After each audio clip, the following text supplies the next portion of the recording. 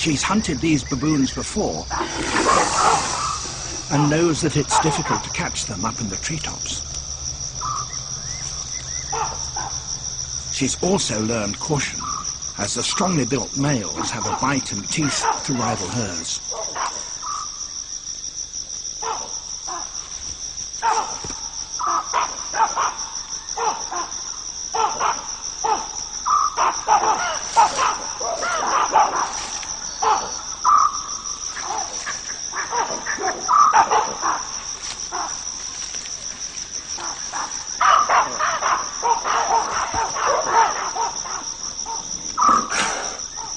Her best chance is to frighten them so much that one of them will make a fatal error.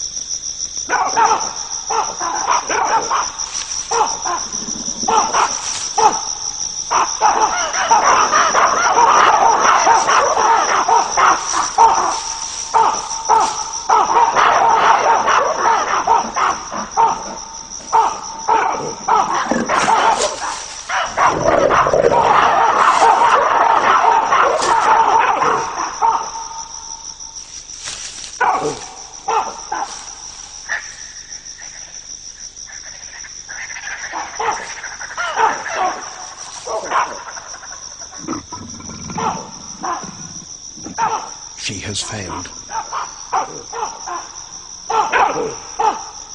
The boldest baboons successfully intimidated her, whilst the weaker managed to stay out of her reach.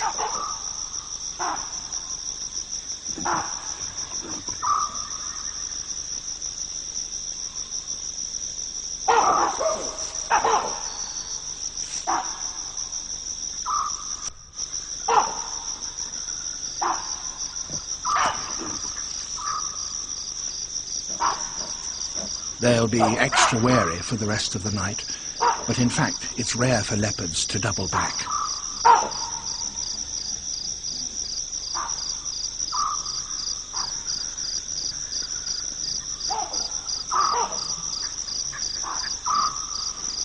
She's been unlucky twice, but now the clouds are coming to her rescue.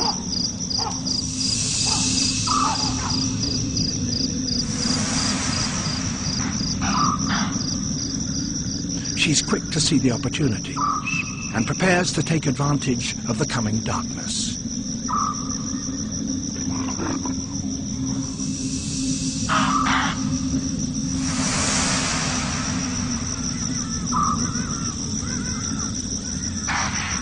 Tension mounts as the puku and impala find it harder to see.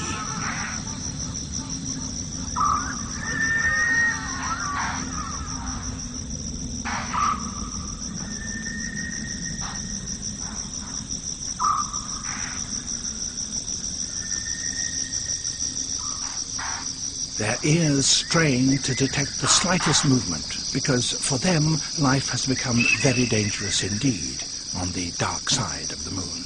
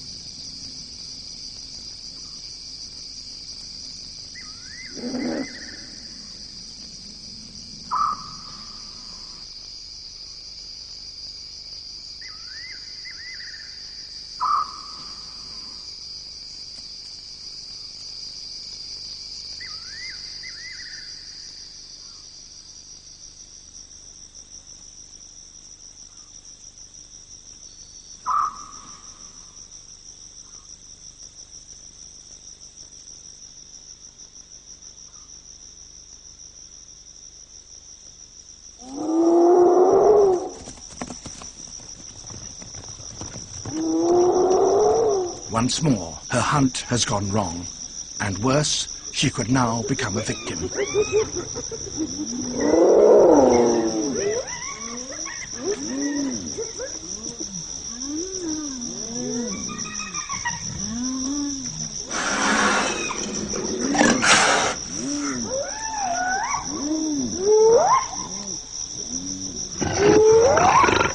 A pack of hyenas are a force to be respected. With cubs relying on her, she can't take any risks.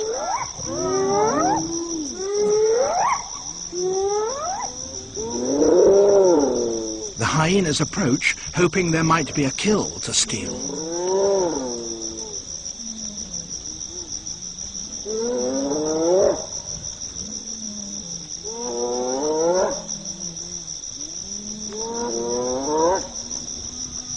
They are old adversaries.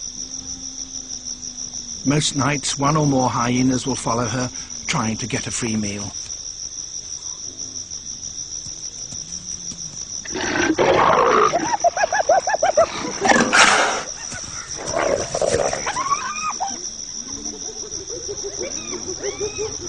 Tonight, though, there is no kill, and the pack relaxes.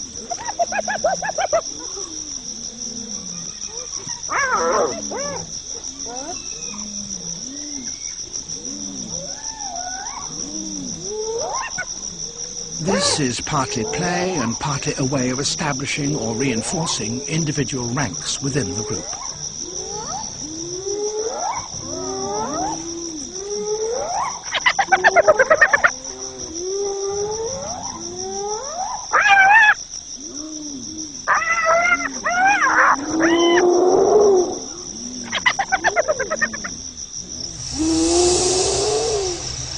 To add to her misfortunes, the moon brightens once more.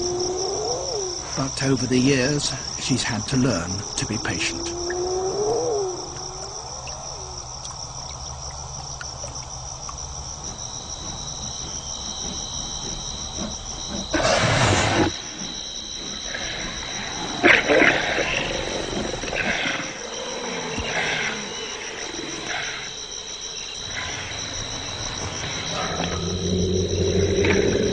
Later in the night, prehistoric creatures venture out from their lagoon over a kilometre away.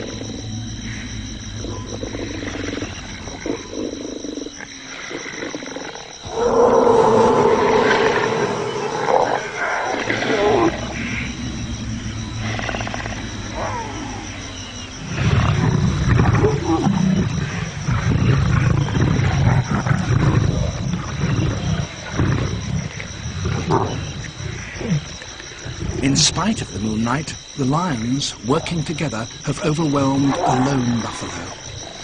In the Luangwa Valley, crocodiles often scavenge from lions, but they have to wait their turn.